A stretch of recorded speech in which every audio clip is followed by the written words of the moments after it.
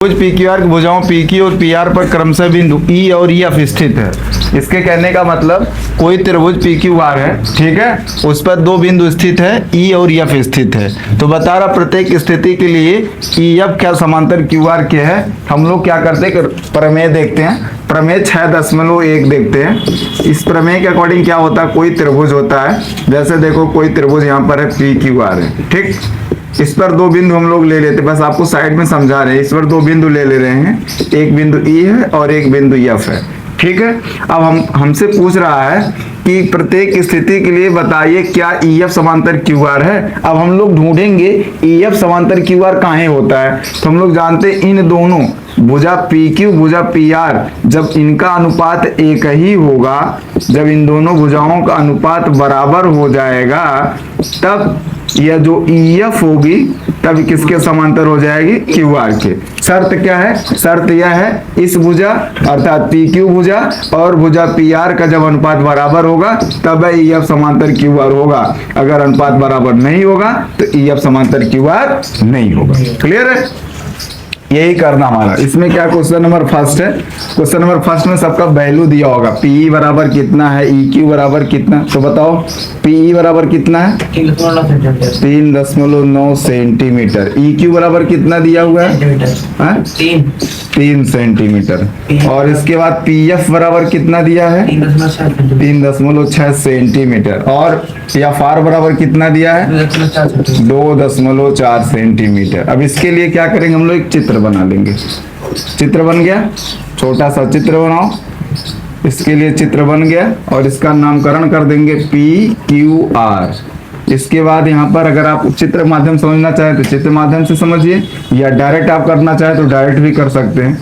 तो इसका मतलब हो जाएगा ई एफ, इसका नाम हो जाएगा पी का 3.9 और ई क्यू का 3 और पी एफ का 3.6 सेंटीमीटर और एफ आर का 2.4 सेंटीमीटर।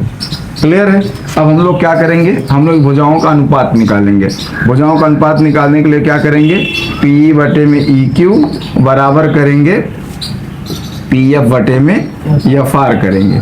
क्या इसके बराबर में आ जाएगा अनुपात। तो पी का वैल्यू कितना दिया था 3.9 और ई क्यू का वैल्यू कितना दिया था 3, बराबर हो जाएगा कितना 3.6 और हो जाएगा 2.4। इसको कैंसिल वैंसिल करेंगे, देखेंगे आ जाएगा क्या।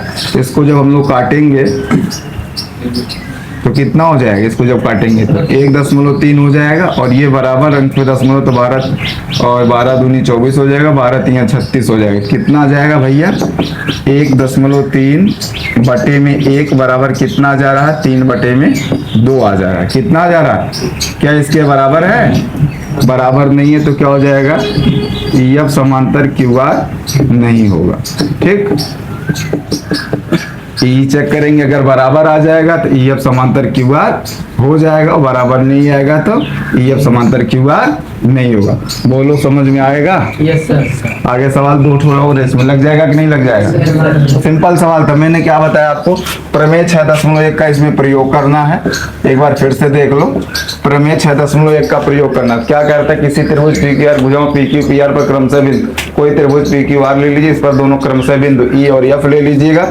फिर हम क्या करेंगे, कह रहा बिंदु ई एफ स्थित हैं, तो बताइए प्रत्येक स्थिति के लिए बताइए क्या ई एफ समांतर क्यू आर। हम लोग शर्त क्या जानते हैं, समांतर करने की शर्त क्या जानते हैं, अगर ये दोनों इन दोनों भुजाओं का अनुपात मतलब पी क्यू और पी आर भुजा का अनुपात अगर बराबर होगा तो ये रेखा जो होगी इसके क्या होगी, समांतर होगी। और अगर अनुपात बराबर नहीं होगा, जैसा कि यहाँ देख रहे हैं इन दोनों भुजाओं का अनुपात बराबर नहीं हुआ, अर्थात अनुपात यहाँ बराबर नहीं हुआ, तो ये क्या होगा, ई एफ समांतर क्यू आर नहीं होगा। और अगर अनुपात बराबर आ गया होता तो ई एफ समांतर क्यू आर हो गया होता। कहाँ से, प्रमेय 6.1 से। क्लियर भैया। आकृति 6.18 में यदि एल एम समांतर सी बी, पहले खोजेंगे हम एल एम है का। तो यहाँ पर देखते हैं ये हमारा एल एम है, ठीक। एल एम समांतर है सी बी के और एल एन समांतर है सी डी के। तो यहाँ पर देखो दो त्रिभुज हमारा मिल रहा है। एक त्रिभुज कौन सा है, त्रिभुज ए बी सी, और दूसरा त्रिभुज कौन सा, त्रिभुज ए डी सी। समझ रहे हो कि नहीं समझ रहे हो, दो त्रिभुज मिल रहा है, एक त्रिभुज यह है और एक त्रिभुज यह है। बस त्रिभुज को अगर आप देखो अगर इसके एलएम समांतर सीबी है तो क्या होगा, एएम बटे में क्या हो जाएगा एम बी, और क्या हो जाएगा एल बटे में हो जाएगा एलसी, होगा कि नहीं होगा। और फिर समीकरण नंबर 2 में त्रिभुज नंबर 2 में देखेंगे क्या होगा, एन बटे में एन डी और एल बटे में क्या हो जाएगा एलसी होगा कि नहीं होगा। समझ में आ रहा है कि नहीं आ रहा है? अगर नहीं आ रहा तो चित्र को पुनः एक बार और देख लो, कुछ इस प्रकार का देखो, चित्र के माध्यम से एक बार समझ लो, फिर अभी हल कर देंगे। देखो यहाँ पर इसको हम लोग क्या करेंगे, ये हमारा हो जाएगा ए सी बी एल और एम, ठीक। एक त्रिभुज हमारा ये हो गया, त्रिभुज ए बी सी बोलो या त्रिभुज ए सी बी बोलो, ठीक। इसमें देखो क्या हो रहा, एल एम समांतर किसके दिया, सी बी के दिया है। जब यह हमारा एल एम समांतर सी बी दिया है तो क्या हो जाएगा, ए एल बटे में एल सी बराबर क्या हो जाएगा, ए एम बटे में एम बी होगा। कहाँ से होगा, प्रमेय 6.1 से होगा। और इसी प्रकार दूसरा वाला जो त्रिभुज दिया हुआ है, दूसरा वाला त्रिभुज दिया कौन सा, ए सी बी, इसमें क्या समांतर दिया है, एल एन समांतर दिया। एल एन समांतर किसके दिया, सी डी के दिया। तो क्या हो जाएगा थेल्स प्रमेय, अगर एल एन समांतर सी डी दिया तो इसमें थेल्स प्रमेय लगेगा, क्या हो जाएगा, ये हो जाएगा ए एल बटे एल सी बराबर ए एन बटे एन डी होगा। बोलो इतना समझ में आया कि नहीं आया? Yes sir. इतना समझ में आया? अगर दोनों चित्र को हम इस प्रकार बनाएंगे तो इस प्रकार समझ में आना चाहिए। आप तो देखते हैं, इसको हल करते हैं। दिया है, क्या दिया है, दिया है एल एम समांतर सी बी, और क्या दिया है, एल एन समांतर सी डी दिया हुआ, दो ठो दिया हुआ। इसके बाद कह रहा सिद्ध क्या करना है, सिद्ध करना हमको ए एम बटे में ए बी और बराबर ए एन बटे में ए डी हमको सिद्ध करना था। तो इसमें रचना कुछ तो है नहीं, तो डायरेक्ट कर लेते प्रमाण। प्रमाण में हम लोग लेते हैं एक त्रिभुज, कौन सा त्रिभुज, एल एम समांतर सी बी वाला त्रिभुज लेते हैं, अर्थात त्रिभुज ए सी बी लेते हैं।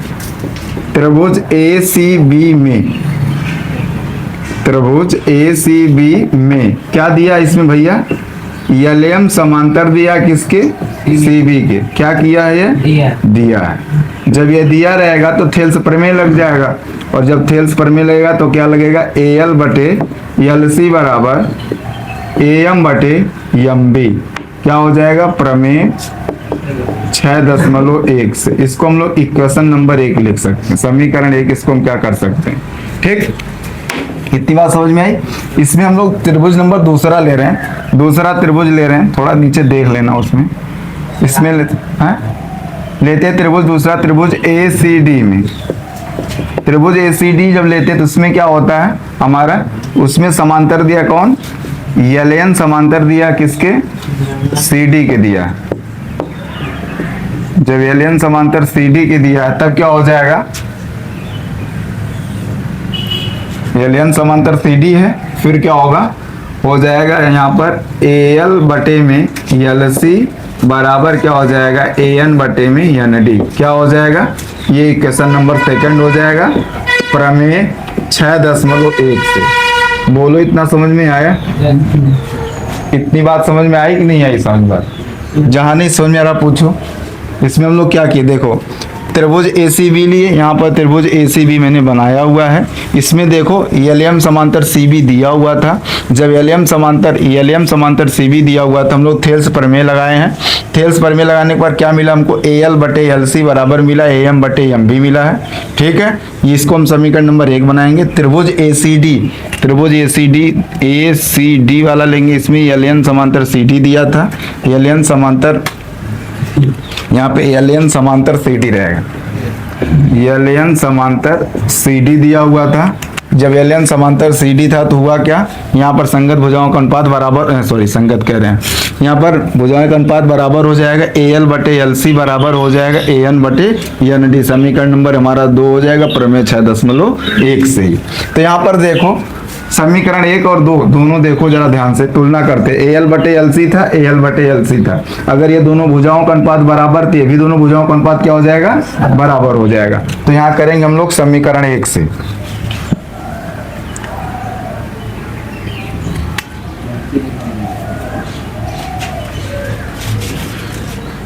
देखते हैं यहाँ पे समीकरण 1 से, समीकरण 1 व समीकरण 2 से।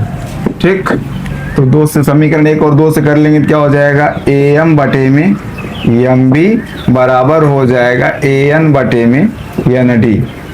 ठीक, इतना समझ में आया। अब हम लोग क्या कर लेंगे, इसको उल्टा कर लेंगे व्युत्क्रम करने पर। यहाँ पर लिखेंगे व्युत्क्रम करने पर। व्युत्क्रम इसलिए करना पड़ रहा हमारा क्योंकि सिद्ध हमसे क्या करवाएगा, पूरा AB करवा रहा, पूरी भुजा करवा रहा, पूरा AB करवा रहा।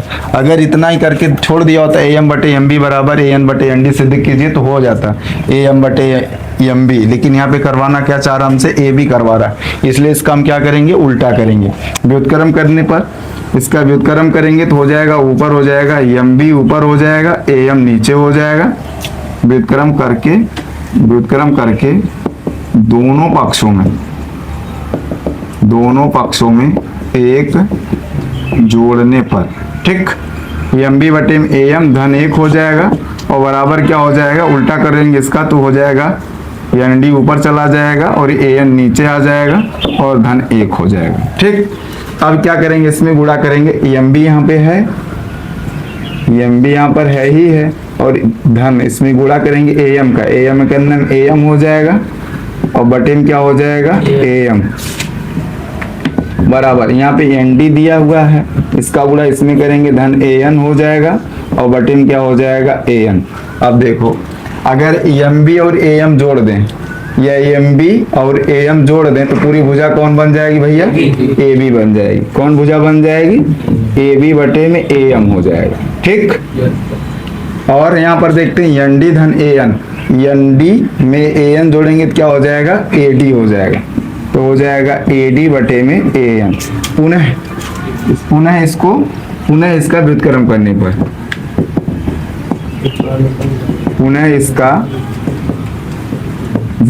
करने पर, फिर से इसका व्युत्क्रम कर देंगे तो क्या हो जाएगा भैया,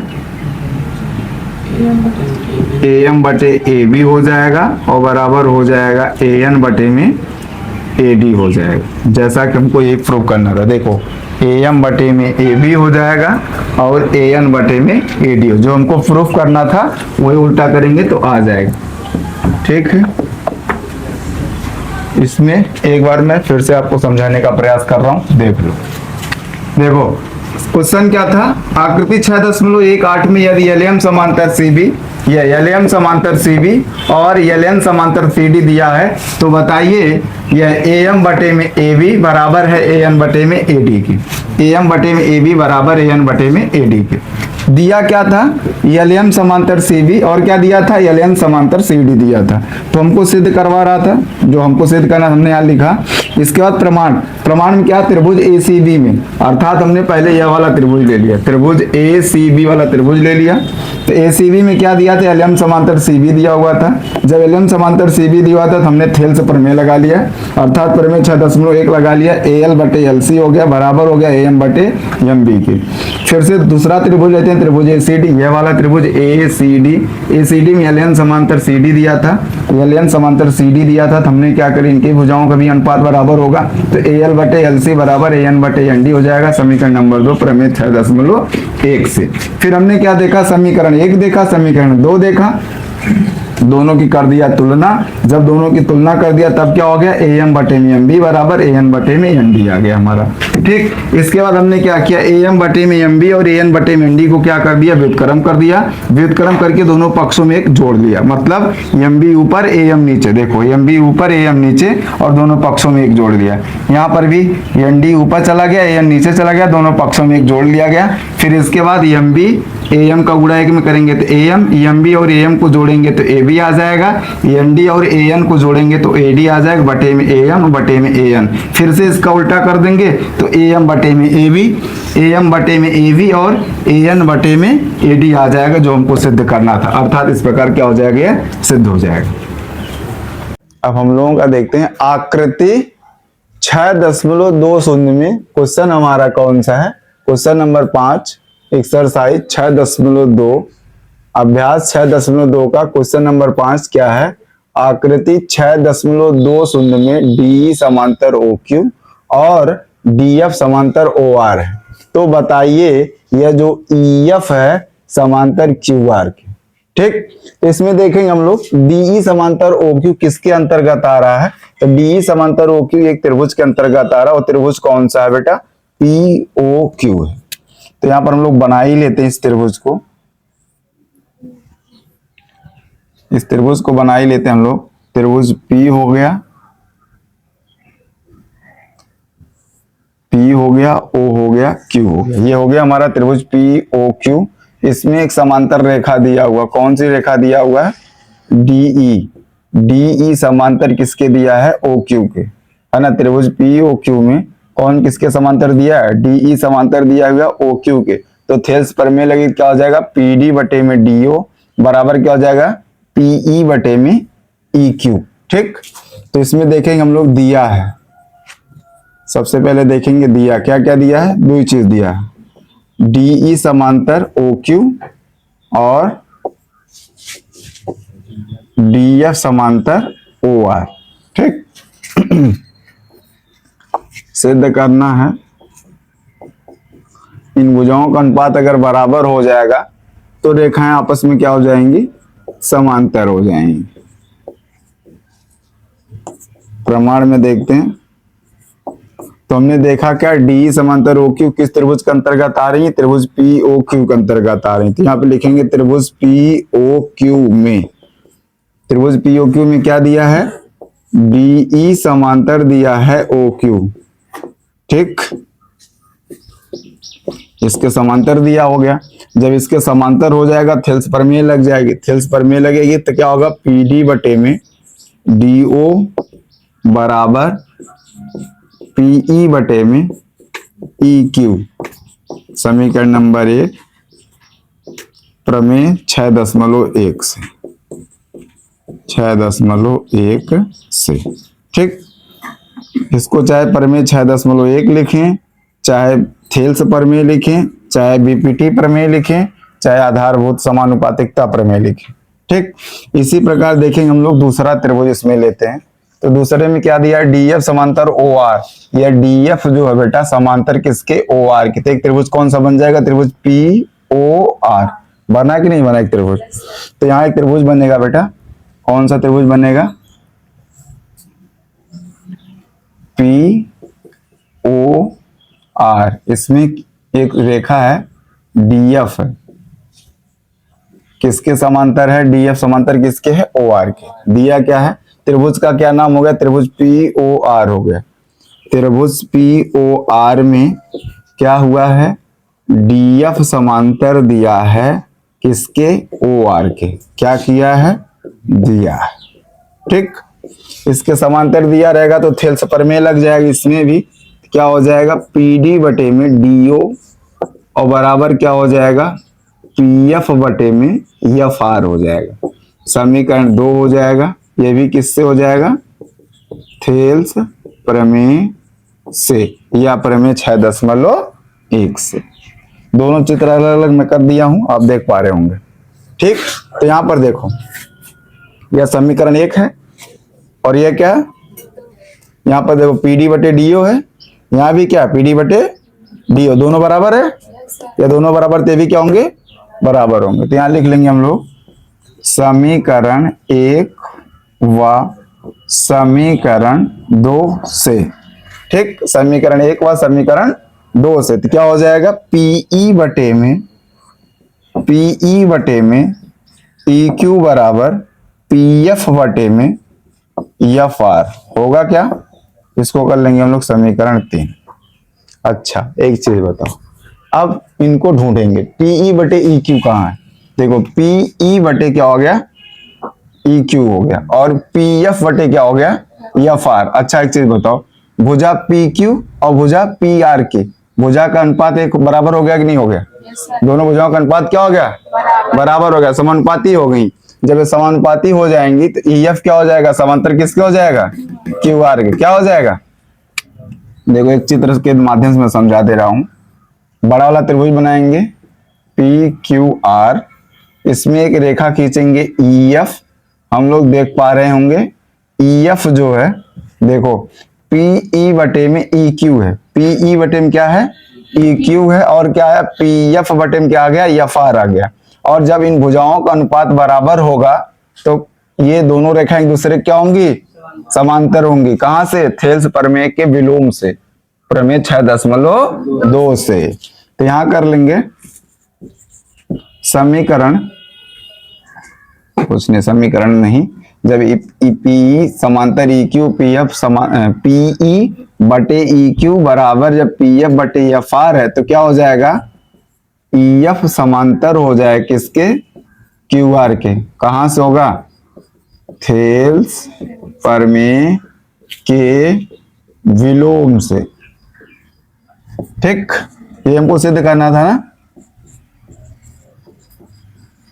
जब इनका अनुपात बराबर होगा तो ये रेखाएं दोनों आपस में क्या होंगे, एक दूसरे के समांतर होंगे। ठीक, ये हो गया आपका क्वेश्चन नंबर 5। चलिए देखते हैं, हम लोगों का क्वेश्चन हो गया आकृति 6.21 में क्रमशः ओपी ओ क्यू। देखो ये हो गया ओपी, ये हो गया ओ क्यू और ये हो गया ओ आर। तीनों पर क्या है, एक एक बिंदु। कौन कौन से हैं, ए बी सी, तीनों पर बिंदु हैं। अतः ये बिंदु इस प्रकार है कि जो ए बी है किसके समांतर है, पी क्यू के, और जो ए सी है समांतर किसके है, पी आर के। तो सिद्ध हमसे क्या करने के लिए कह रहे हैं, ये बी सी बटे में करना है क्यू आर सिद्ध करिए, बी सी समांतर क्यू आर सिद्ध करने के लिए कह रहे हैं। तो इसमें दिए क्या हैं, ए बी बटे में दिए हैं पी क्यू, ए बी समांतर दिए हैं पी क्यू, और क्या दिए हैं, ए सी समांतर दिए हैं पी आर। ये दो चीजें दिए हैं। फिर इसके बाद सिद्ध करने के लिए क्या कह रहे हैं, सिद्ध क्या करना है, बीसी समांतर सिद्ध करना, हमको क्यू आर सिद्ध करना। इसमें बेटा कोई रचना तो होगी नहीं, प्रमाण कर लेते हैं। अब देखते हैं हम लोग, ये जो ए बी समांतर पी क्यू है यह किस त्रिभुज के अंतर्गत आ रही है। तो हम लोग देख रहे हैं ए बी समांतर पी क्यू है, जो त्रिभुज किसके अंतर्गत आ रही है, त्रिभुज ओ पी क्यू के अंतर्गत आ रही है। किसके अंतर्गत आ रही है, त्रिभुज ओ पी क्यू के अंतर्गत आ रही है। ठीक है, तो ये ए बी समांतर पी क्यू जो है, ए बी समांतर पी क्यू किसके अंतर्गत आ रही है, ओ पी क्यू के। यहां लिख देंगे त्रिभुज ओ पी क्यू में। इसमें लिखेंगे क्या दिया, इसमें दिया है ए बी समांतर पी क्यू दिया है। क्या किया है, यह दिया है। जब इसके यह समांतर हो जाएगी, इसके जब यह समांतर हो जाएगी तो क्या लग जाएगा, थेल्स प्रमेय लग जाएगा। तो क्या हो जाएगा, भुजाओं का अनुपात बराबर हो जाएगा। ओ ए बटे में क्या हो जाएगा, ए पी, और बराबर क्या हो जाएगा, ओ बी बटे में बी क्यू हो जाएगा। ओ बी बटे में हो जाएगा बी क्यू। ये समीकरण हमारा एक हो जाएगा। कहां से, प्रमेय 6.1 से। ठीक है, अब इसी प्रकार दूसरी रेखा ए सी समांतर पी आर जो दिया है, ए सी समांतर पी आर जो दिया है, यह किस त्रिभुज के अंतर्गत आ रहा है, पी ओ आर के, अर्थात ओ पी आर के अंतर्गत आ रहा है। तो त्रिभुज ओ पी आर में क्या दिया था, ए सी समांतर दिया है किसके, पी आर के। तो जब ए सी समांतर रहेगा, ए सी समांतर दिया है पी आर के, यह क्या किया है, दिया। जब यह ए सी समांतर पी आर के रहेगा तो यहाँ पे थेल्स प्रमेय लग जाएगी। तो क्या हो जाएगा, हो जाएगा यहाँ पर भी ओ ए बटे में ए पी। देखो जब ये हमारा ए सी समांतर हो गया पी आर के, क्या हो जाएगा, ओ ए बटे में ए पी और ओ सी बटे में सी आर। तो ओ ए बटे में ए पी बराबर क्या हो जाएगा, ओ सी बटे में सी आर। वह गंगा में कैसे यार जो उन्होंने घूमे नहीं। यह हो जाएगा हमारा प्रमेय 6.1 से।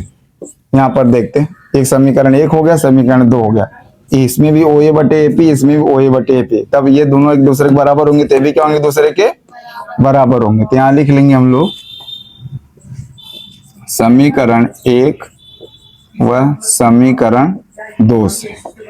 तो जब समीकरण 1 और समीकरण 2 से करेंगे तो क्या हो जाएगा, ओ बी बटे में बी क्यू और बराबर क्या हो जाएगा, ओ सी बटे में सी आर हो जाएगा। अब यहाँ पर एक त्रिभुज बनाते हैं हम लोग, त्रिभुज बनाते हैं और इस त्रिभुज का नाम करते हैं पी क्यू आर, और इसमें एक रेखा खींच देते हैं। क्या सिद्ध करवा लूंगा उससे, बीसी, बीसी समांतर क्यू आर, बीसी कहाँ है, यहाँ बीसी और यहाँ क्या है, क्यू आर है। ठीक, तो यहाँ पर हम लोग कर लेंगे, एक त्रिभुज खींच लेंगे ओ क्यू आर, इसमें एक रेखा खींचेंगे, क्या, एक इसमें रेखा खींचेंगे, कौन सी रेखा हो जाएगी, बीसी रेखा हो जाएगी। अब हम लोग देख रहे हैं क्या, ये ओ बी बटे में क्या दिया है, बी क्यू दिया है, और क्या दिया, ओ सी बटे में क्या दिया, सी आर, ओ सी बटे में क्या दिया भैया, सी आर दिया। तो यहाँ पर हम लोग देख पा रहे हैं जो भुजा ओ क्यू है, भुजा जो ओ आर है, दोनों एक दूसरे क्या है, समानुपाती हैं, दोनों एक दूसरे क्या है। जब ये दोनों एक दूसरे के समानुपाती हो जाएंगी तो यह जो भुजा हो जाएगी इसकी क्या हो जाएगी, समांतर हो जाएगी। कहाँ से होगी, थेल्स प्रमेय के विलोम से होगी। तो यहाँ पर कर लेंगे हम लोग, ये दोनों भुजाएं एक दूसरे के समानुपाती हैं, इसलिए क्या हो जाएगा, बीसी समांतर हो जाएगा किसके, क्यू आर के। कहाँ से, प्रमेय 6.2 से। ठीक,